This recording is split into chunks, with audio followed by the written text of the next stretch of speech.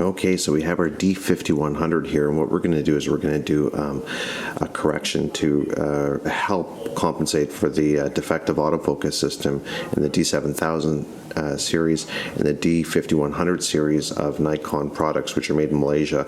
They goofed up big time, so we're going to try and make it, we're going to try to correct the autofocus the best we can. So the first thing we're going to do is we're going to at the screen here. What we're going to do is we're going to actually, it's in manual mode now, and what we're going to do is we're going to put it into, shutter priority, and you're going to see we're going to put that up to 200, and we're going to put the lowest F we can. I mean, and you can put a higher F, like this 35mm 1.8 AFS lens is sharpest at around 3.2, that sort of thing. So you can use it there at 3.2, but you could do it at 1.8. So what we'll do is we'll just set it there first, and then we could take our shots from there. The first step that we're going to do is we are going to go into the menu, and we're going to go down to the setup menu. Okay, we're going to click in there, and we're going to go to okay, we're going to go to lock up mirror for cleaning. We're going to click on that. Okay, so when the shutter, all you got to do is press the shutter button, and it will lock up the mirror so you can access the screws that you need. Okay, and I'll show you what we're going to do next. So for now, all we've got to do is just hit the shutter button, listen for the noise. There you have it. And what we're going to do now is we're going to take you over here, and we'll show you the steps next. Okay, and what we have over here is we have some Allen keys, or we have these, I don't know, hex wrenches over here. These ones in specific, I can't remember exactly where I got them from, but they have to have a long handle. Okay, so their handle has to be long like this. Okay, so you can just judge. What we need specifically, though, is we need the 2mm ones. Okay, and these ones are not painted black, so you can grip them easier. So I mean, it's not going to slip. You don't want it to slip when you bring it in. So that's what these are. So you can see how long they are. So you really want something long like this, and yeah, you want these ones here. I don't know if I got them at Walmart in the bicycle section or where exactly I got these from. I'm sure there's somebody that will know exactly where you can reliably buy these, but it has to be the 2mm size. Okay, it has to be the 2mm size. Once we have this, we're going to take it.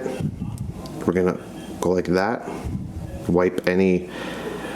We want to kind of get any kind of dust off it. The thing is, if you rinse this and then you put, you dry it off, you're going to get, little pieces of dust and lint on it, right? So you just want to kind of keep it. If you find it, if you just take it out of its package like this, just kind of, do that. You don't want any kind of pieces on it.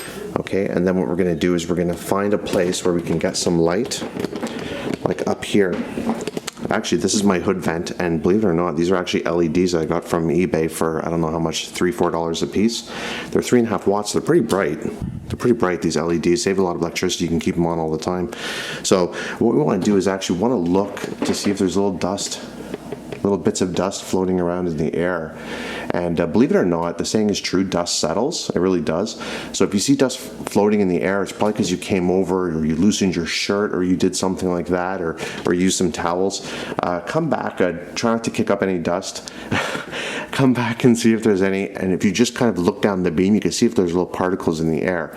And so you just want to make sure that you let the dust settle, make sure there's no particles in the air, there's no dust coming down.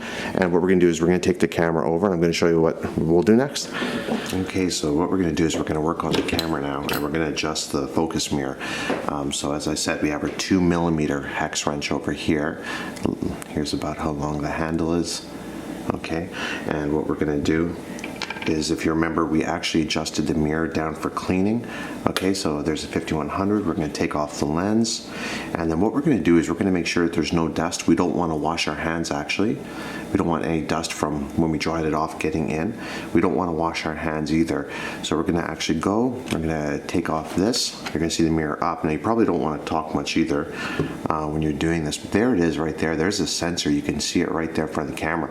I'm looking under the lights right now, and and there's no dust really. There's a couple pieces, but oh well, who cares? That's probably just for me talking and blowing something up. But anyhow, there's the sensor right there. Now what you're gonna do is you're gonna actually, let's see if I can get it. It's so hard to see in here, guys.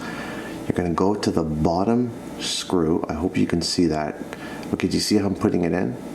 You're gonna go to the bottom screw very carefully. Hold it like this. It's quite far back, and you're gonna fight with it. It's not that easy to get in. You're gonna find the groove. Now, if it's back focusing, can you guys see? Okay, if it's back focusing. Oh, I've had it. If it's back focusing, what you're gonna want to do is you're gonna want to push it counterclockwise to make it focus more towards you. If it's front focusing, meaning it's focusing too early, you're going to want to move it counterclockwise. So what I'm going to do is I'm going to make a small adjustment.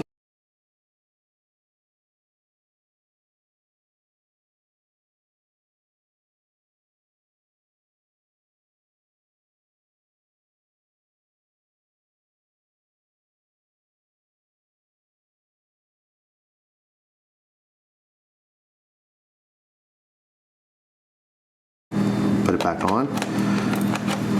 Okay, so you're gonna make a small adjustment. Just nudge it. That's I can't really tell you how to do it. Just basically, you'll put it in. It'll give you a lot of resistance.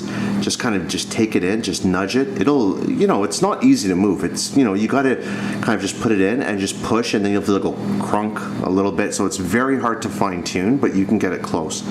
And then what you want to do is you want to take it, and all you do is if you try and turn the camera on when the mirror's up, it'll tell you, see mirror raised, and to get the mirror back to position, you just turn it off. And there you have it. And so it just puts back the mirror, you turn it back on, and then of course you just test it where you'd like, okay? So what I recommend you do, I know, the thing is with this particular camera is the focus system, in my opinion, is defective. It's broken. It was engineered poorly, so it's defective. Like if it was a car, it would have to be recalled and brought back in and fixed, that sort of thing, right? So what I would recommend to do, I know it's you can use charts, definitely that sort of thing, but what I would recommend to do is to take this over to a person like a friend or a wife or something. What you want to do is you want to actually focus on their eyeball. Okay, and yes, you want when you do this, you want to go to you want to have these focus settings. The metering isn't so important. You can put it at matrix. I usually do center weighted. It doesn't matter. But what you want to do is the autofocus area mode. You want it to be on single point. Okay, and then you want to put the focus mode into single. Okay, you want to put it into single servo mode, and that's it. And then what you would do is you go over there, you'd make sure that whatever you want to focus on was in the center, okay, and that's it. And you would just do it like that, okay, and you would make sure that it's only in the center. So to do that, what you would do is that you would, if you're not in live view, you see down here, you see that little box there. See how I'm moving it around? See I'm moving it left and right? That has to be in the center, okay? So you gotta make sure that's in the center. Focus right at their eyeball. Remember, you want to focus, you're gonna have the flash popped up by pressing that. See that little button there? You're gonna have the flash popped up, and remember it's in S mode at 200, it's in S mode at 200, and what you're gonna do is that you're gonna pop up the flash. And what you want to do is you want to take you want to kind of put your finger like that. See how I'm putting it, like almost pressing down? You want to focus. Do it a few times. Until you feel like it's not really hunting anymore. Just do it a few times. With your finger like this. Just do that and just click, okay? You don't have to do this when you take your regular pictures, but for this test, just listen to me. You just go like that, put it down there like that with your finger, and then you just, that's how you take the picture, right at the eye, okay? And then what you want to see is that you're gonna want to go and you want to, like obviously you want to go on the computer, but if you zoom up, you can You want to look at the ear, you want to look at the nose to see if it's front focusing, if it's back focusing. Now, you can adjust it to the point where you get almost a bias, okay? If you want, you can have it, you're probably gonna have a little bit of a front bias or a little bit of a back bias. You want the front bias, actually, a little bit of a front bias, because it depends how you're shooting, but if you get into the eyeball socket, it can pull out onto the nose, the forehead, the cheeks. You see what I mean? So if there's a little bit of an outer bias, it makes a difference. You can move this up to f3.2 and you can test it, and then you just go back to the drawing board every time. So then you come back, oh, it didn't work, you go over here, you go to lock mirror, okay, hit the shutter button, you know, you'll get used to it, and then you just try again, and then you would stick the Allen wrench in, put this back on, okay, and what you would do is you would just simply turn the camera off, turn it back on, you know, and then you would then do your picture like the way I told you to do it. Okay, I mean, you could use charts and everything else, but it's the thing is that the autofocus system on this cannot be trusted. So if you're lining up batteries, you know, depending on the color of the batteries, depending on, like if one battery's yellow, one has more silver in it, one's black, if there's a piece of white paper behind one of the batteries, it's going to get that. Now, you might not get that on a Canon, but on Nikon, you know, overcomplicated, I think their system's so much that now it's just like, I think it's too smart for its own good, to the point where it doesn't work. Okay, and Nikon is a much smaller company than Canon, so it's a very, you know, they outsource a lot of their development, like for this camera, the sensor used inside it, and their service is not very good. I mean, you will get a better job servicing your camera doing it yourself than trying to send it into Nikon. Okay, you will go through the exhaustive tests that you need to make sure that this works. Okay. And you would, after you fix it with this, then you'll notice it on this. Okay, and this can be very revealing too, but they should, you know, work on both of them, and then you're going to get much better. You could, you know, go into your kitchen, look for like several packages like that, you know, kind of put them like that beside each other, try and focus on one, try and focus on another. Do it a few times, test it out. If you're focusing on this, is this coming to focus, or is that one? Like realistically, like I'm being serious. The best way I found to test it is not to actually use a chart, although that does kind of work, it does help, but I really find that when you use charts, you're spoon feeding the autofocus system, hey, look at me and stuff like that. But then when you get out in the real world, it's, you know, you're trying to focus, you're like, what's wrong? It's not working.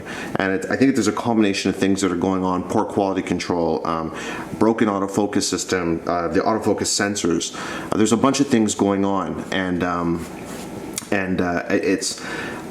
feel that, you know, you really got to just test it on a person. Go over to a person, test on the person, but focus on their eye. If there's skin in their eye, look and focus. And their ear, you want to definitely look at that ear and make sure that it's out of focus. If the ear is soft, and also get them to cover their hand over their face, so they have their hand out a little bit. So is their hand in focus and the eye socket isn't? So you want to really just make sure that you know, you test it like that. In my opinion, don't just go by the chart. Trust me, don't spoon feed a solid focus to this camera, because you have to look at it as being a bit defective. Okay, so if I take two of these here and I put them over there, I'm going to focus on if I put them like this, like that, what I'll do is I'll try and focus on the UPC. I'm doing it now. Okay, and so what you want to do is you just sit there, there's the preview, you hit the plus, and look at that, we're in focus. Okay, and there you have it. And you want to put on your zoom lens, and you want to actually test the zoom. You're telling the lens, look, this is what I want to focus on. I don't want you focusing on something before it or after it. You know, I want you to focus on what I'm telling you to focus on. So there were some cups here. There's some cups here, and I went and I focused. And I'm checking to see if there's, if it's focusing on the background, if it's focusing on the foreground. And of course you'll check it on your computer later, where you can really see on your computer the fine details. And it might take you, a good couple of hours, because at first you're going to be really slow doing it. And but you'll be adjusting your Nikon camera like a champ. Anyways, yeah, so that's how it's done. D5100, you just go in there and just keep working at it. Don't rely too much off the charts, although do check it. And by the way, you don't really have to put on the tripod and go through all this crazy stuff with it. As long as you make sure you're holding it like that, and you make sure that you're doing it a few times, just press it like that. That's how it goes. That's how we do it. So fix your camera.